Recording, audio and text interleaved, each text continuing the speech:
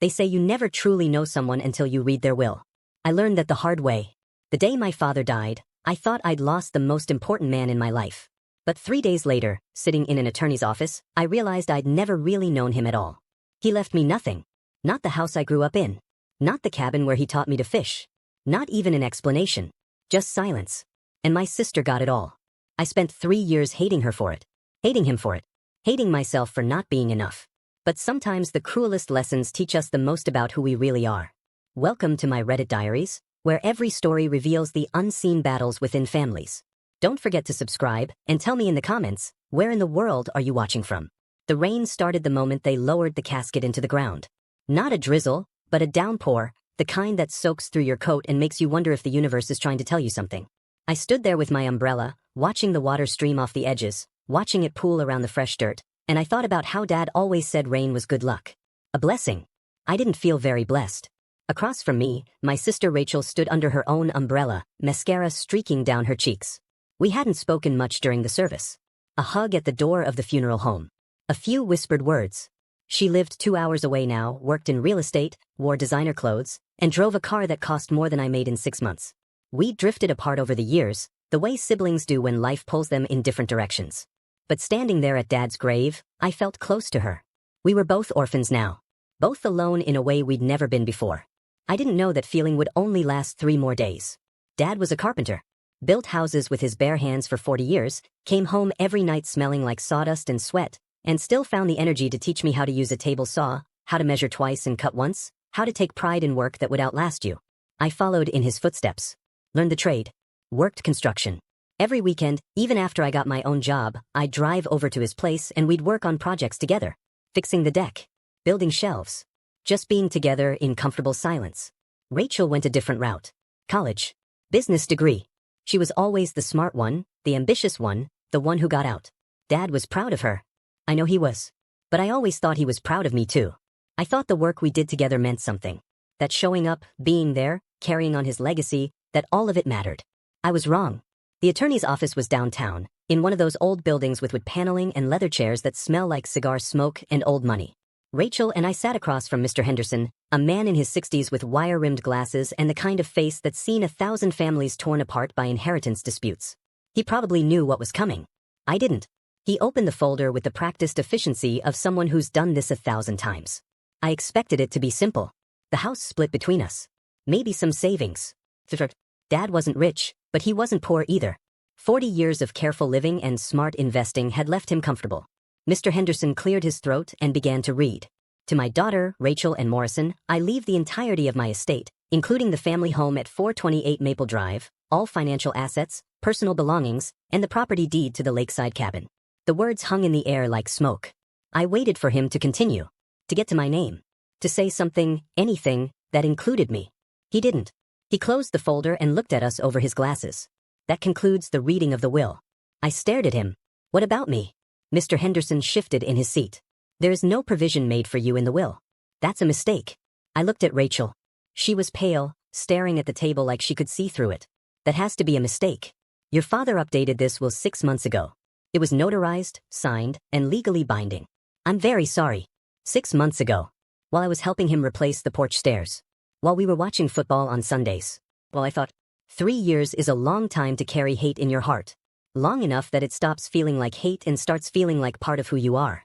I built a life around that anger. Started my own contracting business. Worked 14-hour days. Dated a woman named Sarah who was kind and patient and probably deserved better than a man who couldn't let go of the past. I learned to function with the wound, even if I never learned to heal it. I hadn't spoken to Rachel in over 2 years. Hadn't thought about her in months. Or at least, that's what I told myself. The call came on a Tuesday night. I was in bed, half asleep, when my phone lit up the darkness. A known number. I almost let it go to voicemail. Something made me answer. The voice on the other end was so quiet I almost didn't recognize it. It's me, Rachel. I need help. I sat up, suddenly awake. My first instinct was to hang up. My second was to ask what kind of help. I went with the second. Can we meet? Tomorrow? Please. The coffee shop she chose was halfway between our towns, a small place off the highway that smelled like burned espresso and cleaning supplies. I got there first, ordered black coffee, sat in the corner booth, and waited. Part of me hoped she wouldn't show. The other part, the part one didn't want to acknowledge, was terrified of what I'd feel when I saw her. She walked in 20 minutes late. I didn't recognize her at first. The polished real estate agent was gone. She'd lost weight. Her hair was pulled back in a messy ponytail. No makeup. She wore jeans and a sweater that looked like it had seen better days. When she sat down across from me, I could see dark circles under her eyes. "Thank you for coming." I didn't say anything. Just waited. She took a breath. "You remember Mark? My husband?" I remembered. They'd gotten married a year after Dad died. Big wedding, expensive honeymoon, all the things that money could buy. I hadn't gone. He's gone. She stared at her coffee cup. He was running a Ponzi scheme. Financial fraud. When it collapsed, the FBI froze everything. Every account. Every asset. The house. The cabin. All of it. They're saying I might be charged as an accessory even though I didn't know. I lost my job. Lost my reputation. The divorce was finalized 3 months ago. I watched her talk, trying to feel something. Sympathy. Satisfaction. Anything. But I felt numb. I've been staying with a friend. Working 2 part-time jobs. I had to sell my car. Everything I got from Dad, everything in the will, it's all gone. Tied up in lawsuits and restitution. I have nothing. Why are you telling me this? She looked up, and I saw something in her eyes I'd never seen before. Desperation. Because you're the only family I have left. Because I'm sorry. Because I should have done more 3 years ago. I should have fought harder to talk to you. I should have split everything from the beginning, should have demanded answers from Dad before he died. I didn't. And I know you hate me for it. I don't hate you. The word surprised me. I thought I did. For a long time. But sitting there, looking at what was left of my sister, I realized the hate had burned itself out somewhere along the way. What remained was just tired. I'm not asking for money. I don't want anything from you. I just wanted you to know. Wanted you to hear it from me. And I wanted to say I'm sorry. For all of it. She stood up to leave. I should have let her go. Should have finished my coffee, driven home, told Sarah I'd finally gotten closure. But something stopped me. Maybe it was the way she looked. Maybe it was the memory of a little girl who used to be afraid of thunderstorms. Maybe I was just tired of being angry. "Sit down." She hesitated, then sat. "You need a job?" "Well, I need someone to handle the administrative side of my business. Scheduling, invoicing, client communications. It doesn't pay much, but it's steady. You interested?" Her eyes filled with tears. "You're serious?" "On one condition. We don't talk about the inheritance. We don't talk about Dad. We show up, we work, we start over. Can you do that?" She nodded. "Yes, I can do that." We shook hands across the table like strangers making a business deal. In a way, that's exactly what we were. Rachel started the following Monday. I set her up in the small office space I rented, gave her access to the files, showed her the systems. She worked harder than anyone I'd ever hired. Stayed late. Came in early. Never complained.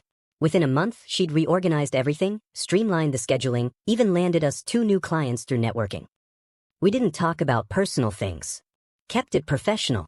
But slowly, over lunches and coffee breaks, the wall between us started to crack.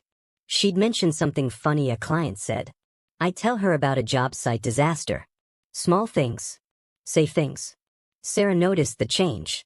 "You seem lighter," she said one night over dinner. "Like you're not carrying as much weight." Maybe I'm not. Is it because of your sister? I thought about it. Maybe. I don't know. It's complicated. She smiled. Family always is. 3 months after Rachel started working for me, we had our first real conversation. We were closing up the office late one evening when she said, "I found something. At the house." Before they seized it. I looked up from the filing cabinet. Well, she pulled out her phone, scrolled through photos, then handed it to me. It was a picture of a letter. Handwritten. My father's handwriting. I found this in his workshop. In a wooden box he made. It's addressed to you. My hands started shaking. Where's the original? I have it. In my car. I wanted to ask if you wanted it before I just gave it to you. I know things have been good between us. I didn't want to mess that up. I stared at the photo on the screen. The words were blurry in the picture, impossible to read clearly, but I could see enough. Sorry, wrong. Give it to me. She left and came back 5 minutes later with an envelope. I took it but didn't open it. Not yet. Not here. That night, I sat in my apartment with the letter on my kitchen table. Sarah had gone home. The place was quiet. Just me and my father's final words. I opened it. "Son, if you're reading this, I'm gone. And I'm guessing you're angry. You have every right to be. I gave everything to Rachel because I was afraid. Afraid that if I split it, she'd blow through her half and have nothing. She was always careless with money, always too trusting. Ugh. You were always strong. You didn't need a house to stand on. You built your own foundation. I thought I was protecting her. I thought you'd understand. I was wrong. I should have trusted you both. I should have told you. I'm sorry. I read it 3 times.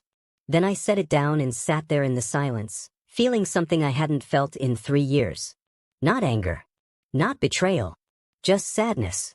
Sadness for the father who made a terrible choice. Sadness for the son who wasn't trusted. Sadness for all the time we'd lost. My phone buzzed. A text from Rachel. Did you read it? Back. 3 dots appeared. Disappeared. Appeared again. I'm sorry. For everything. I stared at those words for a long time. Then I typed, me too. That night, I slept better than I had in years. Forgiveness doesn't happen all at once. It's not like flipping a switch. It's more like watching ice melt in spring, slow and uneven, leaving behind something different than what was there before. After I read Dad's letter, things changed between Rachel and me. Not immediately. Not dramatically. But they changed. We started having lunch together once a week. Not in the office, but at actual restaurants, like siblings who chose to spend time together. We talked about work at first, then gradually about other things. She told me about her marriage, how she'd missed the signs, how she trusted someone who'd been lying to her for years. I told her about Sarah, about how I was afraid I'd never be able to give anyone my whole heart because part of it was still stuck in that attorney's office 3 years ago. You know what Dad got wrong? Rachel said one afternoon, picking at her salad. He thought I was weak, that I needed protecting. But you know what's funny? Losing everything made me stronger than I ever was when I had it all. I watched her across the table, this woman who'd been broken down and rebuilt herself from nothing, and I realized she was right. The sister I'd resented for 3 years wasn't the same person sitting in front of me now. Dad got a lot of things wrong, I said. But he got one thing right. You and me. We're still here. Still family. She smiled, and for the first time in years, I smiled back without any bitterness behind it. 6 months after the letter, Rachel had transformed the business. We doubled our client base. The scheduling was flawless. She'd even negotiated better rates with our suppliers. One evening, as we were closing up, she handed me an envelope. What's this? Open it. Inside was a check. Not a huge amount, but significant. Several $1,000s. Rachel, what is this? It's half of what I've managed to save. From my salary, from the settlement I got after the divorce. It's not everything Dad left me. That's gone. But it's what I can give you now. What I should have given you 3 years ago. I stared at the check. I don't want your money. Then what do you want? The question hung between us. I thought about it. Really thought about it. What did I want? Revenge? I'd already watched her lose everything. Justice? The letter had given me that. An apology? She'd given me dozens. I want to build something with you. Not as boss and employee. As partners. Real partners. Take that money and invest it back into the business. Help me expand. Morrison and Morrison. What do you think? Her eyes filled with tears. You mean that? Every word. She came around the desk and hugged me. A real hug, the kind we hadn't shared since we were kids. I hugged her back and felt something I thought I'd lost forever. Family. We spent the next 3 months planning. Used Rachel's money and my savings to lease a bigger space, buy new equipment, hire 2 more contractors. Rachel became a full partner, handling the business side while I focused on the builds. We worked 16-hour days, survived on coffee and takeout, and somewhere in that chaos, we became a team. The day we hung the sign above the workshop door, Morrison and Morrison Contracting, we stood back and just looked at it. Dad would have loved this, Rachel said quietly. Yeah. He would have. She turned to me. Do you think he'd be proud? After everything? I thought about the letter. About a father who made a terrible decision trying to protect one child and accidentally wounded another. About how love doesn't always look the way we expect it to. I think he did the best he could with what he knew. And I think if he could see us now, see what we built from the mess he left behind, yeah, he'd be proud. We stood there in comfortable silence, Two people who'd lost everything and found something better in the wreckage. Sarah and I got engaged that fall. Rachel was my best man. We laughed about that, about how unconventional it was, but it felt right. She'd been there through the worst of it. She deserved to be there for the best of it too. At the wedding, during the reception, Rachel pulled me aside. "I need to tell you something." "What's wrong?" "Nothing's wrong. I just need you to know. That inheritance, losing it, losing everything. It was the best thing that ever happened to me. I don't understand. When I had money, I had nothing. I had a house I didn't care about, a husband who was lying to me, a job that meant nothing, and a brother who couldn't stand to be in the same room as me. But I have a business I'm proud of. Work that matters. And I have you back. So thank you. For what? For giving me a second chance when I didn't deserve it. For showing me that family isn't about money or houses or wills. It's about showing up. Even when it's hard. Especially when it's hard. I pulled her into a hug. We're good. We're finally good. She nodded against my shoulder. Yeah. We are. That night, after the guests had left and Sarah was asleep beside me, I thought about the journey that had brought me here. From that rainy funeral to that devastating will reading to 3 years of anger that nearly destroyed me. I thought about Rachel losing everything and how that loss had somehow saved us both. I thought about Dad's letter and his misguided attempt to protect the child he thought was weaker, never realizing that strength isn't about what you have but about what you do when everything's taken away. Some people would say Rachel got what she deserved. That karma came for her. But that's not what happened. What happened was life gave us both exactly what we needed, even if it didn't look the way we expected. It took away the inheritance to teach us what inheritance really means. Not money or property or things written in a will. But the choice to forgive. The courage to rebuild. The grace to let go of what could have been and embrace what is. The workshop sits on the edge of town now, bigger than Dad's ever was, filled with tools and blueprints and the sound of two siblings who found their way back to each other through loss. Sometimes Rachel and I work late, just the two of us, measuring and cutting and building things that will outlast us. In those moments, I can almost feel Dad there, watching, finally understanding that we didn't need his money to stand on our own. We had each other. And that was always worth more than any will could ever say. If you're holding on to anger because life didn't give you what you deserved, I understand. I've been there. I lived there for 3 years. But ask yourself this. What are you really missing? The thing you lost, or the person you used to be before the bitterness took over? Sometimes the greatest inheritance isn't what's written in a will. It's learning to forgive, to rebuild, to choose love over resentment. And when you do, that's when fate finally gives you back what you lost. Not in the way you expected, but in the way you needed. If this story touched you, hit that like button and subscribe to my Reddit diaries for more true stories about family, betrayal, and redemption. Drop a comment below and tell me, have you ever felt betrayed by someone you loved? How did you find your way back? I read every single comment. And if you want to support the channel, check out the link in the description. Thank you for watching, and I'll see you in the next story.